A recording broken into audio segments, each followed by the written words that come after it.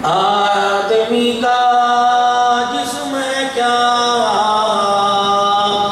जिससे शैदा है जहां। एक मट्टी की इमारत, एक मट्टी का मकान, खून का तारा बनाया, ईंट जिसमें हड्डियां, चंद सांसों पे खड़ा है ये ख्याली आसमां।